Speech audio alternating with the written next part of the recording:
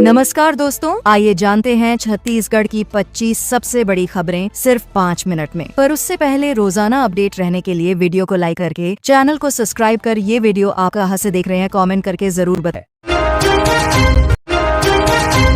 भिलाई में तिरंगा यात्रा का आयोजन। भिलाई में बीएसएफ द्वारा भव्य तिरंगा यात्रा का आयोजन किया गया, जिसमें सैकड़ों नागरिकों ने बढ़ चढ़कर हिस्सा लिया। यात्रा के दौरान शहर की सड़कों पर देशभक्ति के गीत गूंजते रहे और लोगों ने हाथों में तिरंगा लेकर एकजुटता और देश प्रेम का संदेश दिया। कार्यक्रम का उद्देश्य स्वतंत्रता दिवस से पहले नागरिकों में देश के प्रति गर्व और जागरूकता को बढ़ाना था।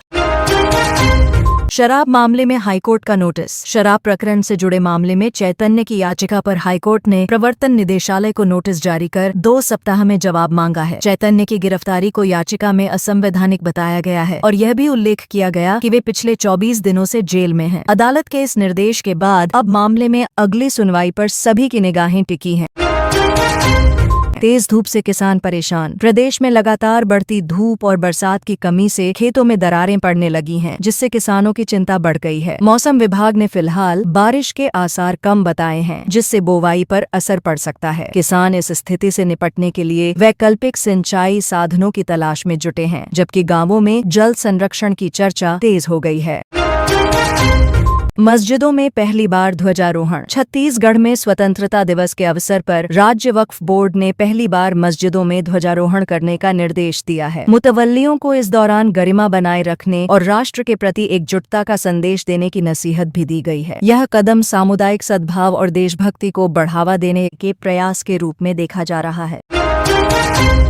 मेमू सेवा बाधित होने से यात्री परेशान। राजहरा रेलवे स्टेशन पर क्रू मेंबर न मिलने के कारण मेमू ट्रेन सेवा अचानक रद्द करनी पड़ी, जिससे यात्रियों को असुविधा का सामना करना पड़ा। परेशान यात्री स्टेशन पर जुटकर नाराजगी व्यक्त करने लगे। रेलवे प्रशासन का कहना है कि क्रू की कमी को जल्द पूरा किया जाएगा, ताकि सेवा नियमित रूप से शुरू हो सके और यात्रियों को दिक्कत न हो। Monsoon update. दंतेवाड़ा, बीजापुर सहित 6 जिलों में भारी बारिश का अलर्ट जारी किया गया है, जबकि रायपुर, दुर्ग समेत 15 जिलों में बिजली गिरने की संभावना है। बस्तर में अगले 3 दिन तक लगातार बारिश हो सकती है। हालांकि अब तक प्रदेश में सामान्य से 66% कम वर्षा दर्ज की गई है, जिससे कई इलाकों में सूखे जैसी स्थिति बनी हुई है और किसान चिंतित हैं। बच्चों की शिक्षा में जोखिम। कई ग्रामीण इलाकों में बच्चे जान जोखिम में डालकर स्कूल जा रहे हैं। खराब रास्तों और पुल की कमी के कारण वे नदी नालों को पार करते हुए पढ़ाई के लिए निकलते हैं। एक विधायक ने कहा है कि वे इस मुद्दे को कलेक्टर तक पहुंचाएंगे, ताकि सुरक्षित आवागमन की व्यवस्था जल्द हो सके और बच्चों की शिक्षा पर कोई नकारात्मक असर न पड़े। धमतरी में सड़क पर अजगर। धमतरी में बीच सड़क पर करीब 6 फीट लंबा अजगर दिखने से इलाके में हलचल मच गई। शुरुआत में लोगों ने इसे पेड़ की टहनी समझा, लेकिन उसके हिलने डुलने पर सभी घबरा गए और दूर हट गए। सूचना मिलने पर वन विभाग की टीम मौके पर पहुंची और अजगर को सुरक्षित स्थान पर छोड़ा, जिससे लोगों में राहत की सांस देखने को मिली। ड्रग्स नेटवर्क का खुलासा। पुलिस ने पैडलरों के एक बड़े गिरोह का भंडाफोड़ करते हुए 8 आरोपियों को गिरफ्तार किया है। जांच में अंतर्राष्ट्रीय ड्रग्स नेटवर्क से इनके जुड़ाव के संकेत मिले हैं, जिसमें पाकिस्तानी लिंक की भी बात सामने आई है। आरोपियों से बड़ी मात्रा में अवैध पदार्थ बरामद किया गया है। पुलिस अब नेटवर्क से जुड़े अन्य लोगों तक पहुंचने के लिए पूछताछ और जांच को आगे बढ़ा रही है।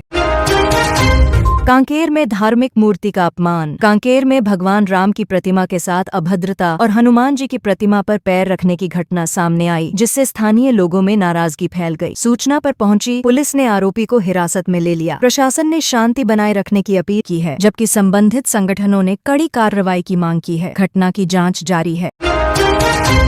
संस्कृत शिक्षक की वापसी की मांग। एक स्कूल में छात्रों ने संस्कृत शिक्षक को वापस बुलाने की मांग करते हुए ताला जड़ दिया। विद्यार्थियों का कहना है कि शिक्षक के जाने से पढ़ाई पर असर पड़ रहा है और कक्षाएं अधूरी रह जा रही हैं। इस घटना की जानकारी शिक्षा विभाग को दी गई है। अधिकारी जल्द समाधान निकालने और पढ़ाई को सुचारू करने का आश्वासन दे रहे हैं।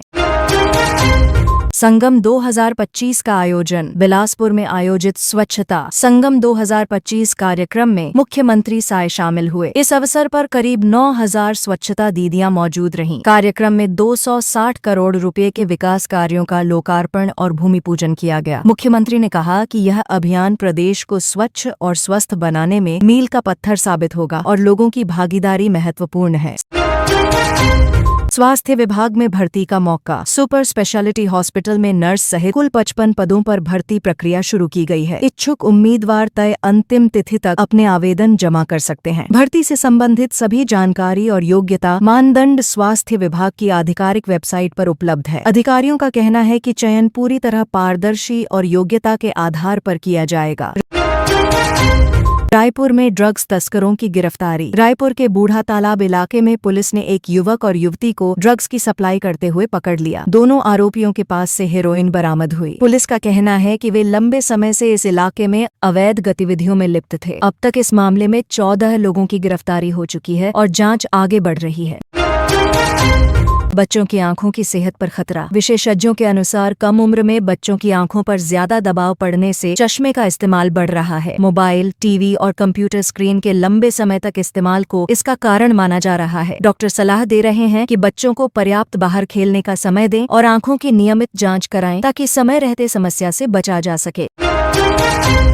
फर्जी वोटर मामले में बयान। फर्जी वोटर सूची के मुद्दे पर बीजेपी अध्यक्ष ने कहा कि देश के संसाधन और समय का दुरुपयोग हो रहा है। उन्होंने विपक्ष के नेता राहुल गांधी पर सवाल उठाते हुए कहा कि यदि संदेह था तो 99 सीटों की जीत का जश्न क्यों न मनाया गया। उन्होंने चुनावी प्रक्रिया को पारदर्शी बनाए रखने के लिए सभी राजनीतिक दलों से रचनात्मक सहयोग की अपील की। स्कूल में अनुशासनहीनता पर कार्रवाई। एक हेडमास्टर के स्कूल में धार्मिक वेशभूषा पहनकर आने और अनुशासनहीन व्यवहार करने पर निलंबन की कार्रवाई की गई। जांच में पता चला कि कुछ शिक्षक नशे में पढ़ा रहे थे या अनुचित हरकतें कर रहे थे। प्रशासन ने दोबारा ऐसी घटनाएं न हों इसके लिए सख्त निगरानी और शिक्षकों के आचरण पर विशेष ध्यान देने का निर्देश जारी किया है। गांव में नशा और गेमिंग पर रोक। गहिरा भेड़ी। गांव में पंचायत ने नशे और मोबाइल गेमिंग के खिलाफ अनूठा फैसला लिया है। अगर कोई बच्चा ऑनलाइन गेम खेलते पकड़ा जाता है तो उसके माता पिता पर 5,000 रुपए का जुर्माना लगेगा। पंचायत का मानना है कि इस कदम से युवाओं में अनुशासन बढ़ेगा और पढ़ाई लिखाई पर ध्यान केंद्रित होगा, जिससे समाज में सकारात्मक माहौल बनेगा। त्योहारी सीजन में ठगी से बचाव। त्योहारी सीजन में ऑफर्स के नाम पर सक्रिय हो रहे ठगों से सावधान रहने की सलाह राज्य पुलिस ने दी है। अधिकारियों ने कहा कि अज्ञात लिंक पर क्लिक न करें और किसी को भी अपने बैंक विवरण न दें। ऑनलाइन खरीदारी केवल आधिकारिक वेबसाइट या विश्वसनीय प्लेटफॉर्म से ही करें ताकि वित्तीय नुकसान और धोखाधड़ी से बचा जा सके। सौर ऊर्जा योजना में बढ़ी रुचि। राजनांदगांव जिले में सौर ऊर्जा योजना के प्रति लोगों का रुझान बढ़ा है। अब तक 6,573 लोगों ने आवेदन किया है, जिनमें से 499 लाभार्थियों ने वेंडर का चयन किया है। योजना के तहत पात्र लोगों को 1,08,000 रुपए तक की सब्सिडी मिलेगी। अधिकारी उम्मीद जता रहे हैं कि इस योजना से ग्रामीण क्षेत्रों में बिजली की उपलब्धता और पर्यावरण संरक्षण को बढ़ावा मिलेगा। वोट वीडियो को लेकर बयानबाजी। बस्तर में राहुल गांधी के वोट चोरी वाले वीडियो को लेकर राजनीतिक बयानबाजी तेज हो गई है। विपक्ष का कहना है कि इस वीडियो से चुनावी प्रक्रिया की निष्पक्षता पर सवाल उठते हैं, जबकि सत्ताधारी दल इसे भ्रामक बता रहा है। चुनाव आयोग ने मामले का संज्ञान लेते हुए वीडियो की सत्यता की जांच शुरू करने की बात कही है। शहर में आवारा कुत्तों की समस्या। शहर में बढ़ती आवारा कुत्तों की संख्या से लोग परेशान हैं। नियमों के अनुसार कुत्तों को मारा नहीं जा सकता और आश्रय की पर्याप्त जगह न होने के कारण नसबंदी के बाद उन्हें फिर सड़कों पर छोड़ दिया जाता है। प्रशासन इस समस्या के स्थायी समाधान के लिए योजनाएं बनाने पर विचार कर रहा है ताकि नागरिकों की सुरक्षा और पशु कल्याण दोनों सुनिश्चित हो सके।